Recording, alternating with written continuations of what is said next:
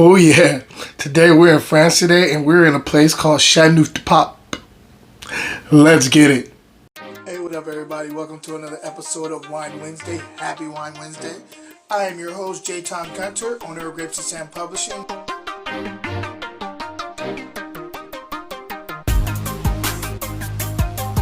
What's up, y'all? It is Wednesday again. Happy Wine Wednesday. I can't wait to get into this wine with you today. Before we get into that, just want to let you know, Calabash, tomorrow we have happy hour between 4 and 6, so please come by, join me, enjoy some really, really amazing juice. Enjoy the ambiance. It's just one of the best places to kick it in Oakland. We're right by the lake, and enjoy some world-class food. So yeah, come by Calabash, and it's 15% off of every wine by the glass and by the bottle for happy hour between 4 and 6. Also, if you don't know, my wine still of the week that I produce and put out every Friday, in which I find a bottle that's under $20 is punching above its weight class. I have a blog now attached to that, which is called WineStillOfTheWeek.blogspot.com. Please go check it out. It's where I go a little bit more in depth about the wines that I'm tasting for that Friday, and it's a lot of fun. There's a lot of things you can check out, a lot more information there. If you're a little bit more of a wino, go check that blog out.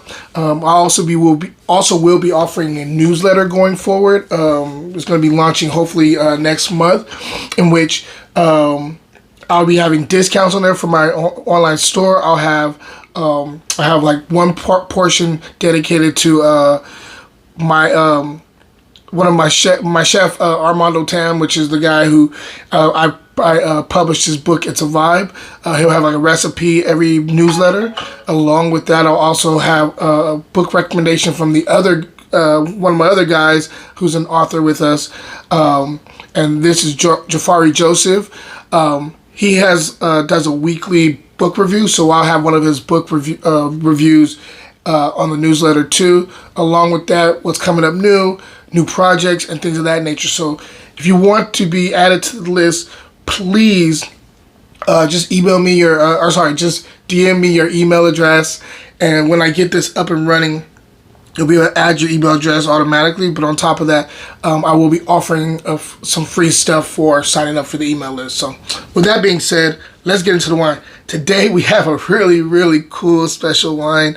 I don't always get a chance to get my hands on the Chateauneuf Du Pape out of southern Rhone, considered one of the more premier regions in all of France. Right up there with Bordeaux and Burgundy. And so I can't wait to get into this with you.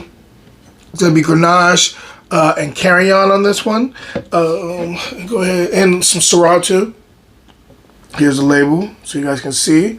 And we're talking about the Bleu Clocher, the Bleu Clocher 2023 Chateauneuf Du Pape. So, it's called the Symphony des Galets, Arnaud and Fille. So, I cannot wait to get into this with you. I haven't had Chateauneuf Du Pape in so long, and it's always a special night, special day when I get to taste this. On the nose, it has this beautiful, pure, ripe cranberry going on there with like a little bit of like a little flintiness, a little bit of a smokiness there too. I'm also getting like a little bit of a rustic, like raspberry thing going on, like a little bit more of like a little bit more earthy, a little bit more austere on the nose. I'm getting white pepper here.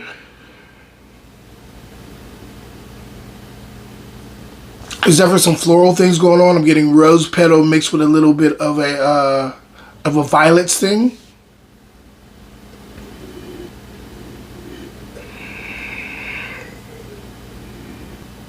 A little bit of red currant.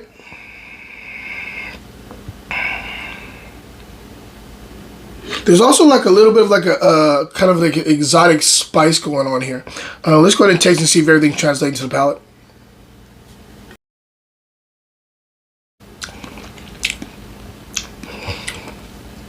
Oh, this puts me in my happy place. Wonderful mouthfeel. Very well structured here. Wow, this is delicious.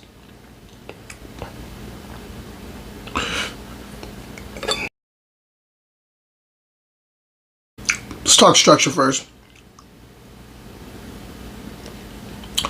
Acid is medium. Tannin is medium. Finish is mad long on this thing. Like I mean, it's very persistent here. I would say this is a medium to medium plus bottle of wine. No dips at all on the palate. It's pretty seamless on the palate. The mouthfeel is like velvet silk, but not like velvet silk like a Bordeaux would do, where it's a little bit more like rich. This is a little bit more elevated, a little bit more not thinner. That's not the right word, but a little bit more lighter on his feet than say a Bordeaux goes. Oh, this is good. So up front, you're getting more strawberry and raspberry. It does get a little pop of cranberry in the mid palate, but it's more strawberry and raspberry up front. As it goes down your palate and it gets into the mid palate, you definitely get a little bit more rustic components here. A little bit more black pepper going on, or sorry, white pepper going on. There's also like some a little bit of like a little pop of licorice in the mid palate too, a little anise going on.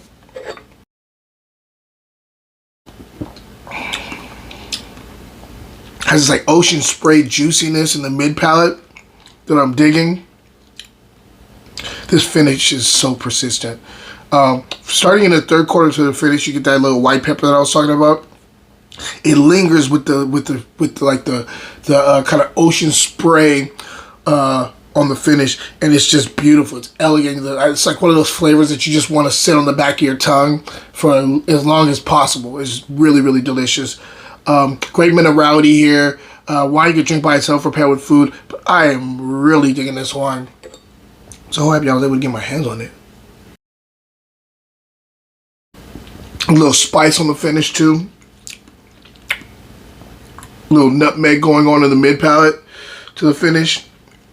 This finish is powerful. Yeah, this really puts me in my happy place. And you know, I'm more on the darker fruit realm. Like, that's my favorite stuff. I can appreciate red fruit forward wine, but I tend to be more on the darker fruits, just for like serious wines. This is different. I love the red fruit on this wine, and I think maybe because it's seamless, because the body is not a full-bodied one, and it doesn't feel like it's hiding anything. It's pretty naked on the palate. I really, really dig this wine. If I'm scoring this wine, stay tuned. Wine Wednesday will be right back. This goes out to all my wine lovers, Halloween lovers, and art lovers. I have a new piece called Hollow Wine, available now on Canvas. Go check it out, and happy Halloween. Cheers, folks. Now back to the show.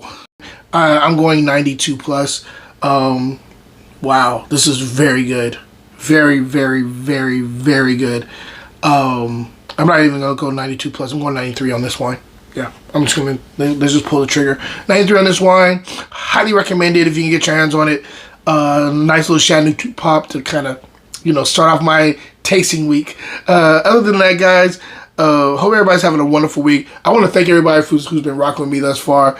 I probably should have saved this for the next one, because that's going to be my 300th episode, but I had my hands on it. I should have, and I wanted to try it, so I'll try to have something nice for next week.